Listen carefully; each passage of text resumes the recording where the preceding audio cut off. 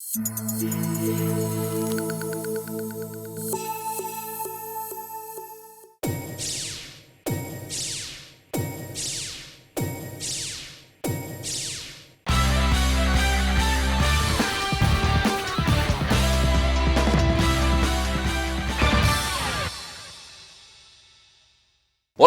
Nosso Conversa de Peso de hoje vai conversar sobre jornalismo, hard news de verdade, alguém que viveu por mais de 25 anos essa verdade e continua na comunicação. Meu convidado de hoje, muito racional e conciliador, natural de Rolante. O filho do seu Teófilo, Dona Ivone, é jornalista.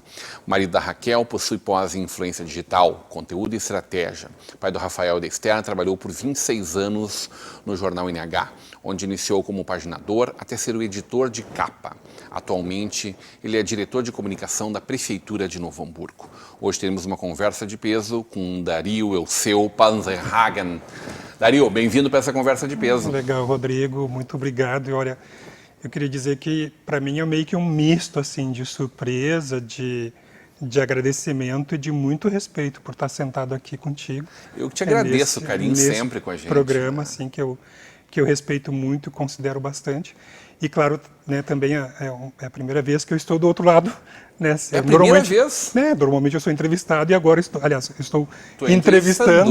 Entrevistador, né, a jornalista. A vida inteira, né? A vida inteira, né, do outro lado e de repente está... É muito estranho, assim, é muito... E muitas vezes tu fica pensando assim, mas eu nem mereço estar aqui desse lado, né? Então, tem muita história linda para contar. Reconheço muito esse história linda esse e curiosa teu convite também. A vida de jornalista é um pouco disso. Como é que tu veio parar aqui nascido em Rolante, hein? Nascido em Rolante, aos 6 meses de idade, meu pai se mudou para Novo Hamburgo. E em Rolante, eu e meu irmão é um ano mais velho que eu, nascemos de parteira, nascemos, né, no interior mesmo de Rolante, não foi em hospital. E aos 6 meses a gente veio de muda para Novo Hamburgo. Passei dos 6 anos... Buscando trabalho. Veio trabalhar. Meu pai abriu um armazém ali no bairro Ideal. Né, ficou até os meus 6 anos, isso em 1972, aí se mudou para São Leopoldo, onde ficou mais 6 anos em São Leopoldo e aí retornou para Novo Hamburgo, mas aí já sem o armazém nem nada, ele já estava aposentado, então, e eu já começando a trabalhar, meu irmão também, né, isso em 1978. Começou a trabalhar muito cedo, né, Dario? Bastante cedo, com 12 anos de idade, com carteira assinada. Hoje a gente vê que, por exemplo, eu acho que só é permitido com 16 anos. A partir de 16 anos, como aprendiz, menor aprendiz, né? Então, e naquela época, quer dizer, em 78, eu comecei a trabalhar com carteira assinada, serviços gerais nas Formas Kunz, ali em Hamburgo Velho, nós morando em São Leopoldo e indo, né, eu e meu irmão. Meu irmão começou com 13 anos, alguns meses antes de mim, e eu com 12 anos. Eu vendo meus filhos com 12 anos, realmente era bem novinho mesmo. Mas naquela época, para a gente que vivencia isso, não te passa pela cabeça isso, é até meio que natural. Assim. Tanto que continuou estudando, né? Continuei. O mais grave poderia mais ser ou isso. menos, eu parei de estudar e por parar de estudar, o meu pai insistiu que eu, né, se não quer estudar, então vai trabalhar.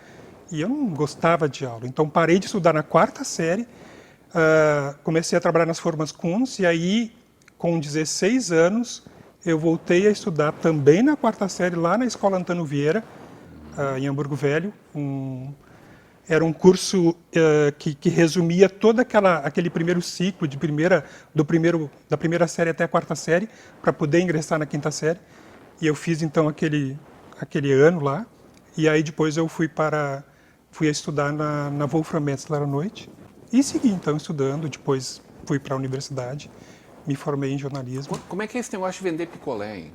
Então, isso foi, acho que minha primeira... Não, eu ainda capinei terreno para ganhar um troquinho de alguém, mas foi 1 ou 2 vezes, e picolé foi um verão em São Leopoldo, na Vila Campina, pilhado, assim, disse, vou ganhar um troco, vou vender picolé e sair com aquela... Mas era uma caixa muito pesada, eu devia ter, o quê? Uns 11 anos, 10 anos de idade, era bem carregada, assim, bem cheia, me lembro de ter vendido, assim, acho que foi 1 mês de atividade, assim, mas logo depois, eu acho que eu comecei a trabalhar daí na empresa.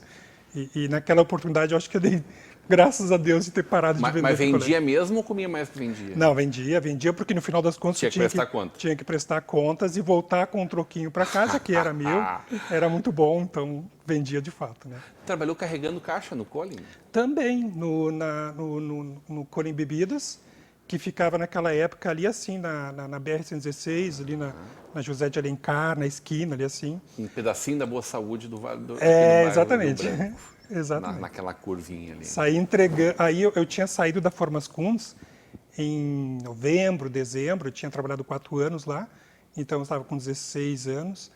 E aí, final de ano, saí de uma empresa, né, e de repente ter que buscar emprego em outro lugar. Nunca é uma boa época para procurar emprego.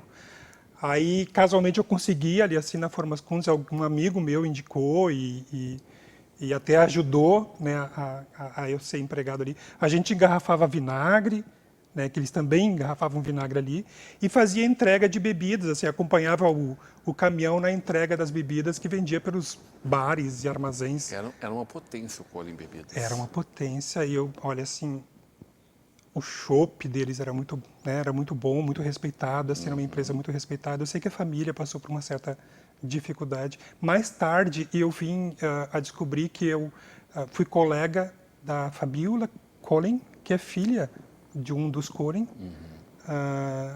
no Jornal NH, foi colega no Jornal NH. Depois a gente vai vendo como essas conexões com as pessoas, né, elas acontecem ao longo do tempo e de repente tu redescobre assim, puxa vida, mas eu conheci o teu um amigo, um vizinho teu, ou de repente, pô, a gente foi colega na infância e nem sabia e de repente redescobre mais adulto, assim, né? Então eu acabei sendo colega de trabalho no Jornal NH de uma das filhas do Como é que foi a escolha pelo jornalismo? Hein? Olha, eu inicialmente queria fazer medicina. Eu tentei fazer na URGS um vestibular e são as curiosidades da vida. Mas enfim, é história de vida mesmo e assim é. Tentei fazer o vestibular de medicina, passei, eles tinham um provão naquela época e um segundo, quem passava no provão seguia fazendo uma outra prova de seleção. E aí na segunda prova eu não consegui passar no curso de medicina. Mas aí disse, qual é a outra opção? Então eu vou fazer jornalismo. E naquela oportunidade eu já estava na empresa do Jornal NH, trabalhando na revisão do jornal. Eu tinha começado na paginação, e aí logo a seguir eu fui para a revisão, que são setores que hoje nem existem mais, né? Hoje tudo substituído pelo computador. Hoje tudo substituído, são vamos dizer assim, atividades dentro do jornalismo que foram completamente extintas, né? Não existem mais. Ali assim o editor faz, o repórter faz o seu texto, o editor pega o texto ali assim. Antes se encaminhava, tinha que imprimir, era para o papel, né? Escrevia em lauda, aquela coisa toda. E ali assim eu pensei, puxa vida, eu vou seguir essa profissão, tô aqui já dentro do jornal, né? Então foi meio que natural, acho que talvez um caminho meio que me levando para essa Dentro atividade. do jornal tu fez de tudo? Dentro do jornal eu acho que eu passei por todas as atividades. Eu comecei na paginação, que é a montagem, que, né, como eu disse, não existe mais. Tinha a gente chamava de espelhos, né, do jornal, e aí tu ia montando o jornal ali assim, né, matéria por matéria, título por título, cortava a foto, montava exatamente como saiu impresso, tinha montagem. Depois eu fui para a revisão, que recebia o texto da redação para a revisão, ia para fotocomposição, onde eles redigitavam esse texto para passar então para aquele tipo de papel que ia para a paginação, voltava para a revisão o texto que eles digitavam com o original para fazer a comparação, para ver se estava de fato conforme, aí voltava para eles fazer a correção, voltava de novo para a revisão para fazer, fizeram tudo a correção, ok. Aí voltava para eles mandarem para a paginação. E aí depois da revisão eu fui para a redação, onde eu fui né, de repórter e editor. Trabalhou todas as editorias? Como é que é? Trabalhei na editoria de geral, na editoria de esporte. Que é a que mais corre, verdade? É a que mais corre. Eu acho que assim, a editoria de geral é a editoria, vamos dizer assim, que possibilita um crescimento profissional inigualável dentro de uma redação, porque é geral, é tudo mesmo. O cara vai pegar de saúde, meio ambiente, infraestrutura, vai pegar tudo, né? E isso tem um crescimento, vamos dizer assim, um aprimoramento da mão de obra da pessoa do profissional inigualável, né? Diferente, e eu não estou desmerecendo os outros setores, porque também tem a possibilidade de uma especialização muito grande em outras editorias, que é o caso de esporte, que é o caso de polícia, né? Que à medida que tu vai fazendo, tu conhece as fontes, tu vai conhecendo as manhas todas de todas as fontes, também tu consegue te especializar muito bem naquela área. Mas dentro da geral, te possibilita assim, um contato com todas as áreas, né? Com diversas áreas e um aprendizado muito grande, né? De repente, tu começa a saber o que são questões de saúde que para muitas, né, de um modo geral, assim, tu não te chama atenção, e daí tu vai buscando, encontrando detalhes assim que são inegáveis. E dentro de outras editorias mais especializadas, que é o caso de esporte, polícia, variedades, né, que trabalha bastante essa questão das artes, tu consegue te aprimorar, te especializar numa função enorme, né? Alguém que está fazendo esporte, uma simples... Tu vai fazer uma matéria, por exemplo, do Internacional, do Grêmio, de qualquer time, e o fato de tu ter acompanhado ao longo do tempo, tu tá sabendo do que os caras estão falando, sabe? E tu consegue, então, tornar um artigo teu, uma matéria tua, com uma qualidade excepcional, né?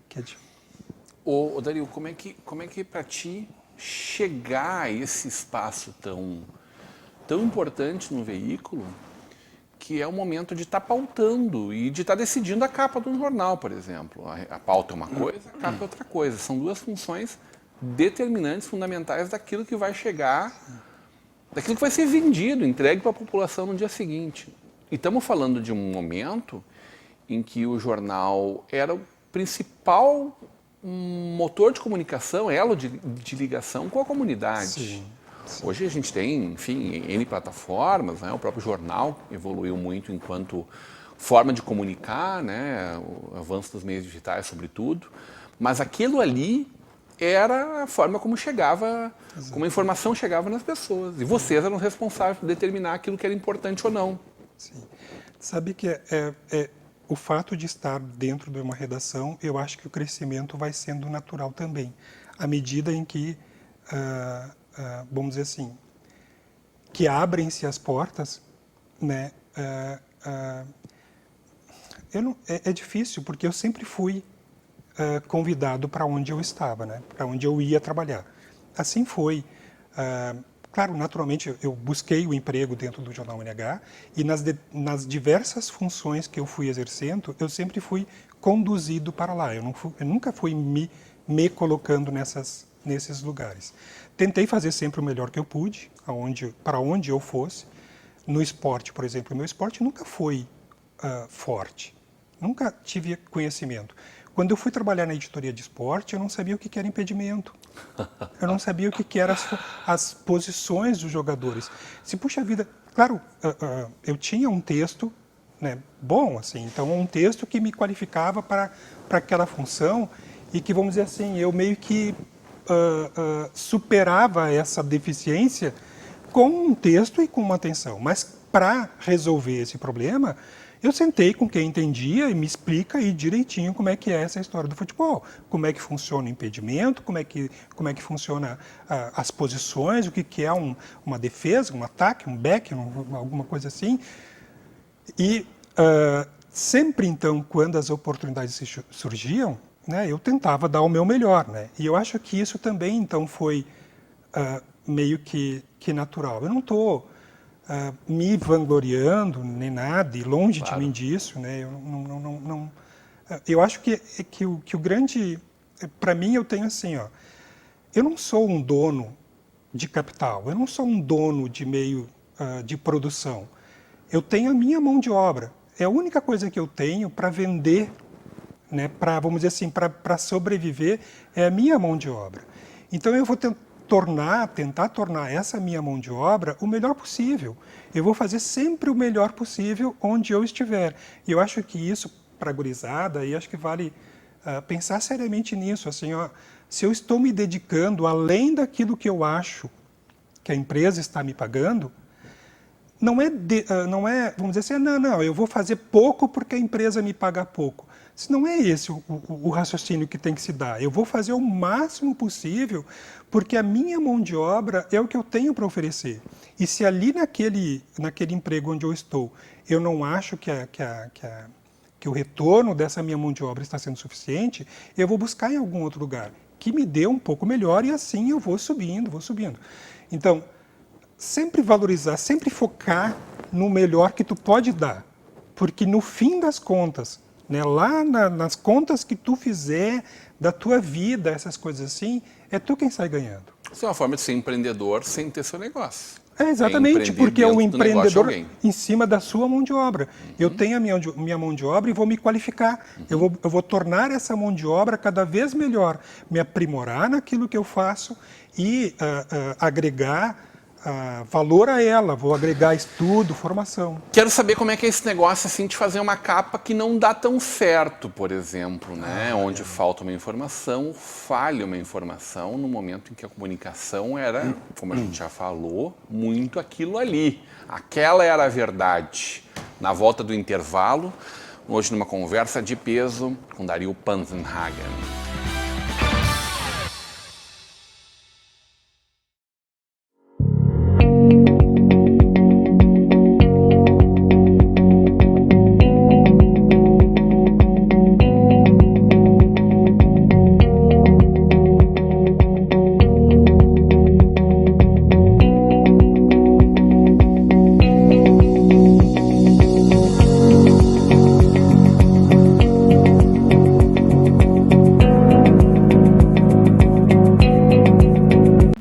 Sabendo da novidade? O Pix no Sicredi será uma nova forma de transferir, pagar e receber. Todo mundo pode usar? Sim, o Pix é para pessoas e empresas. Em quanto tempo o dinheiro cai na conta? Você faz transferências em 10 segundos e o dinheiro entra na hora. Rápido, hein? Já posso usar? A partir de novembro, você já poderá usar o Pix 24 horas por dia, 7 dias por semana.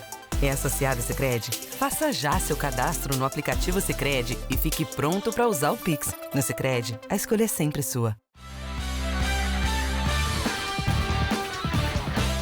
De volta para uma conversa de peso, hoje recebendo o jornalista Dario Panzenhagen, hoje diretor de comunicação na Prefeitura Municipal de Novo Hamburgo, no oferecimento de Sicredi, juntos construímos comunidades melhores, Faculdade INH, aqui você vive o conhecimento, JG Serviços, portaria, limpeza, jardinagem, zeladoria, trabalhos em altura e sistemas de segurança, Mercator Feiras e Eventos e o apoio de Locfair, fechaduras e acessórios.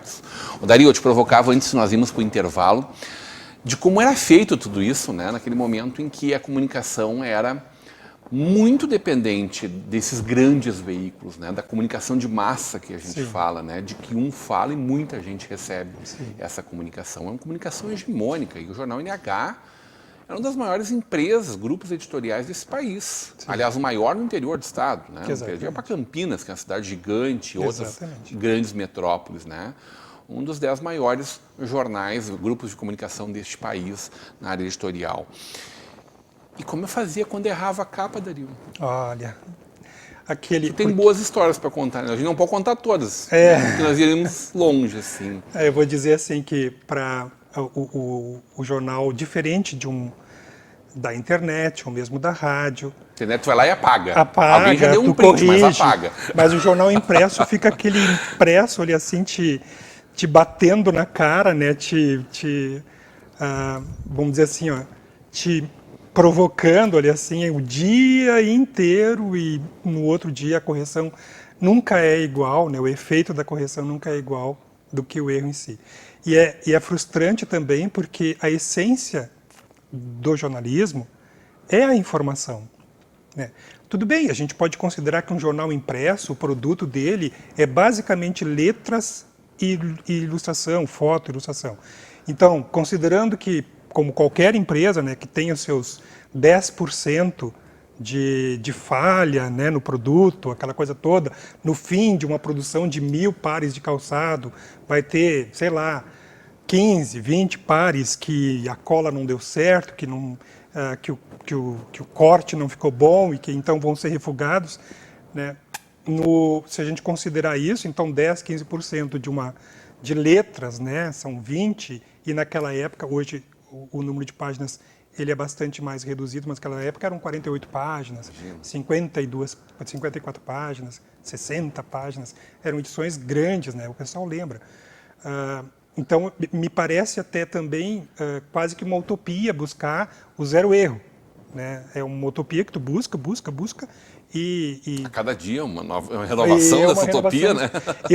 Eu tinha a impressão de que o jornal era um milagre diário, porque de repente tu encontra ali assim no início da tarde aquelas 32 páginas vazias, brancas, o que elas vão entrar ali? O que vai estar ali, né, em questão de 7 horas por aí, elas vão estar todas preenchidas, né? E é um trabalho que dura um dia, um jornal diário, né? É uma labuta, vamos dizer assim, um esforço enorme diário, do momento, né?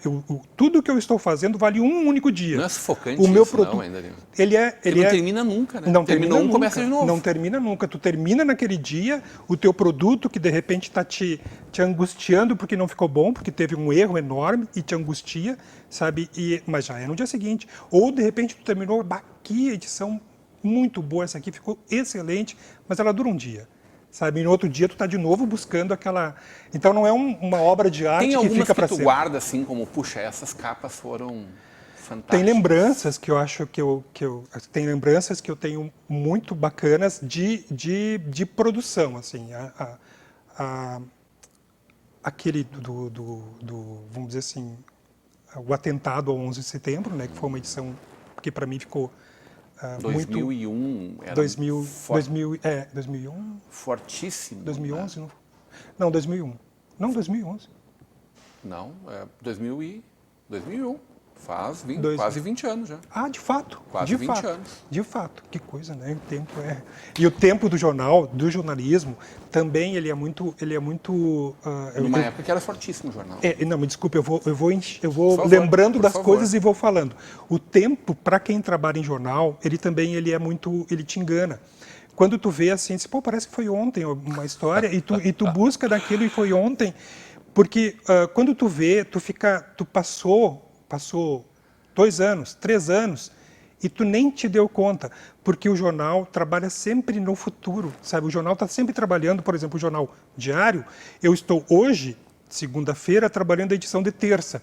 Então, né, ainda que não seja na terça, mas é o jornal que vai se apresentar na terça. E na terça eu sou na quarta. Então, estou sempre um dia na frente, daqui a um pouco já estou preparando uma grande reportagem para a semana que vem, já estou pensando na semana que vem. Já de olho na retrospectiva do ano. E já, exatamente, por essa época o pessoal lá da redação deve estar assim, já angustiante, preparando já o que fazer, como fazer. Esse ano vai ser fácil, pior que vai ser fácil. Mas, Odair, tem aqueles momentos que não dá nada muito certo também, hein? Tu pode contar alguma história pra gente, assim, compartilhar alguma história? Eu lembro de uma história que também faz muito tempo, uns 15 anos por aí, que são aqueles erros, né, que a gente comete, que o Jornal BNH tem as edições conjugadas, que é do Natal, Ano Novo e Carnaval, são tradicionais. Então, a mesma edição do dia 24 é do dia 25, e também do dia 31 é do dia 1º. E eu me lembro do shopping que abri naquele Natal, naquela véspera de Natal, e estava apostando tudo assim para ter, né, grandes negócios, grandes vendas naquele Natal daquele ano, que faz uns 15 anos mais ou menos. E aí nós, na nossa reportagem, eu estava muito confuso, não sei por que eu estava... Porque o amanhã não é amanhã. Então, porque já que a edição é conjugada, e a gente pode reparar isso, essas edições, a gente evita usar o hoje e amanhã, esses dois advérbios, e fica assim, não, vamos supor que fosse segunda, dia 31, nesta segunda ou nesta terça, então... E aí, naquele dia, eu disse que o shopping estaria fechado, mas eu, na minha cabeça, que ele estaria fechado no dia 25, naturalmente. Dia 25, Natal, vai fechar. E parece que essa era a programação do dia 25, que ia fechar. Mas não, ele abriu dia 24. E aí ficou hoje, e a gente usou a expressão hoje errado, hoje o shopping estará fechado. E foi aquela reclamação toda, porque aquele jornal, por 2 dias, ficou lá, que o shopping fechava naquele dia, fechava. E o shopping, a venda... A empresa, enfim, o shopping considerou que naquela oportunidade a venda poderia ter sido bem melhor, Que loucura. não fosse essa matéria do Jornal Que NH. loucura. Então, e aquilo fica doendo, né? A gente fica muito independente do resultado final que possa Claro. ter. Isso é uma informação errada e é angustiante, te estraga. Como é Aquele Natal como foi é que é estragado. cada momento que tem jogo que vai até meia-noite, hein? Olha. Porque vocês têm prazo para tudo, né? Tem, porque o fechamento... Hoje, do jornal. talvez, tudo digital seja um pouco mais fácil. Terminou Mas aqui... tem ainda o impresso. Tem ainda o impresso. Pois Porque é. pior, aumenta o trabalho, né? Porque tu tem que fazer para o digital e para o impresso também.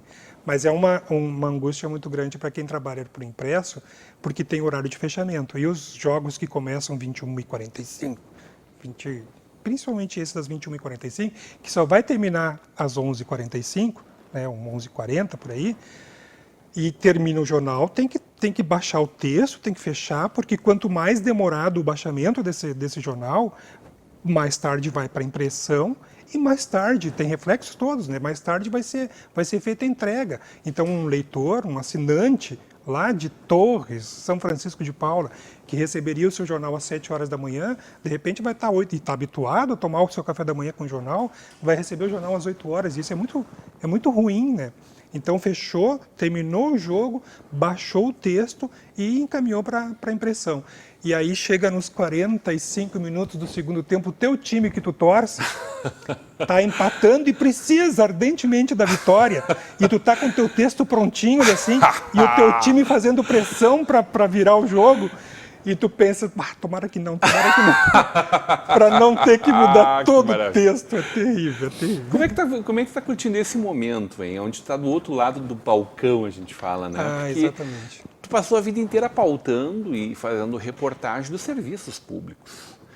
E reconhecido pela tua relação, pela tua construção, de contar as histórias, a comunidade, aquele momento de comunidade tem muito de apontar o buraco na rua, de apontar onde está acontecendo o problema, né, de uma administração municipal. E agora tu está na defesa, né? Tu está em tentar pautar os veículos e de mostrar as qualidades de um governo. O meu trabalho de conclusão no jornalismo foi assessoria de imprensa. E nesse trabalho, e durante a produção da assessoria do trabalho de conclusão, junto com o meu coordenador, com o meu orientador, professor, a gente concluiu que o trabalho de um assessor de imprensa é meio que fazer a ponte entre o veículo de comunicação e o assessorado. É facilitar a vida do veículo de comunicação e também do assessorado. Bom, isso basicamente é este o serviço, é facilitar para ambos. Claro que dentro da assessoria de imprensa, tu tem todo vamos dizer assim, uma série de responsabilidade que muitas vezes tu consegue enxergar o que está sendo feito, o que está por fazer, o que está... e estrategicamente não é, vamos dizer assim, um projeto, um plano, né, de revitalização de alguma coisa, que neste momento não é conveniente ainda ir para a rua, porque tem uma série de ajustes, de repente uma data que não está bem definida para seu lançamento, isso tem toda uma implicação que não tem como levar adiante. Isso acaba tomando esse conhecimento que tu não tem do outro lado, né? E tem que levar isso em consideração. Então tem um jornalista que está em cima disso e querendo dar o furo já, né? Também. Tem que lidar com isso também. Também, né? Tem todo vamos dizer assim, uma visão estratégica em cima do melhor da comunicação para quem está sendo assessorado. E dentro dessa linha aí, de que tem o trabalho, né, para mostrar, para fazer um trabalho que tenha os seus efeitos, né, para a sociedade, né, e que tu busca, então, mostrar isso que está sendo feito, né, buscando valorizar aquilo que é feito, né, e tentando resolver o que eu tenho notado, né, basicamente toda a estrutura da administração vai repercutir na comunicação, né, de alguma forma, ou para tu defender e construir argumentos em defesa daquele momento, daquela notícia, daquilo que está sendo colocado pela imprensa, né, ou enfim, buscando argumentos valorizando aquilo que foi feito. Mas de alguma forma sempre repercute na comunicação. E isso é um trabalho bastante interessante, é uma coisa que eu tinha tido antes um certo contato na assessoria, porque eu trabalhei durante 9 anos na assessoria de imprensa da Prefeitura de Estância Velha, e que agora eu retomei, né? Enfim, vamos dizer assim, me encheu de vigor de novo, sabe? Aonde agora, puxa vida, tem aí um campo bom de trabalhar, sabe? Vamos dizer assim, que te traz também um crescimento, e isso é que é legal, te traz também um crescimento profissional muito grande, porque te faz entrar em contato com setores mais na intimidade, sabe, de setores do poder público, muito interessante. Mas também a quantidade de veículos, de formas de comunicar, ela é muito ampla, né? Sim. Tu antes tinha um veículo impresso, por exemplo, ou meio, no máximo, Exatamente. aquela versão digital. Exatamente. Hoje tu precisa trabalhar em enxergar vídeo, enxergar a fala, né? o áudio, o as rádio. redes sociais. E esse fenômeno das redes, Esse né? fenômeno das Isso redes. bagunçou muito a comunicação, hein? Porque ali está eu tudo acho de que bom e de ruim que a humanidade produz, né? Eu acho que é isso que bagunçou a comunicação. Eu acho que as redes sociais é que estão, vamos dizer assim, afetando diretamente todo esse momento porque passa a comunicação tradicional como a gente conhece. E honestamente, esses dias eu estava pensando, será que não seria o caso, hipoteticamente, do tribunal, enfim, da sociedade criar uma vara especializada em redes sociais? Porque me parece que eu acho que a gente tem que aprender a nos responsabilizar por aquilo que a gente faz nas redes sociais. Muito. Que aquilo que se faz tem consequência. De repente Parece tu destrói... terra de ninguém, às vezes. Exatamente. De repente tu destrói com a vida de alguém, né? A gente vê essas notícias nacionais aí eu não vou lembrar de um influencer nacionalmente conhecido e que de repente começou a se fazer uma campanha contra ele, chamando ele de pedófilo, essas coisas assim, e isso destrói mesmo. O Felipe Neto agora? Exatamente, eu acho que é o Felipe Neto. Que é vítima disso, sabe? Parece uma coisa mais orquestrada. Não, desculpa, o Felipe Neto saiu na defesa dele, na verdade, o PC Siqueira. O PC Siqueira era o pedófilo. Mas então o PC Siqueira já é novo, já é um outro. É muito antigo. Eu digo, de fato, eu conheço o PC Siqueira já há mais tempo, mas ele talvez seja mais uma vítima. Eu acho que ele saiu na defesa do PC, acho que foi essa a treta. Mas é isso, é todo momento... E infelizmente na rede social tem isso, as pessoas não leem em profundidade, leem o título, leem uma frase e tem uma necessidade de compartilhar. E isso é super bom, né? E quando eu estava lendo aquele documentário da Netflix sobre redes sociais, que é muito interessante, eu recomendo quem tiver a oportunidade de assistir, que assista, que traz pessoas que trabalharam no Facebook, na formulação, né, com depoimentos. E o cara, por exemplo, que era um dos CEO do Face, dizendo que os filhos deles não têm rede social. Protege os filhos disso. Sabe? É muito interessante. Né? Adorei falar contigo, poder contar um pedacinho dessa história. Gostei muito de estar aqui, Rodrigo. Muito obrigado mesmo. Obrigado, tu, Dario. Hoje numa conversa de peso com um jornalista, né, e hoje diretor de comunicação da Prefeitura Municipal de Novo Hamburgo, Dario Panzenhagen. Continue agora com a programação da nossa Vale TV, da nossa rede Comunidade de Televisão.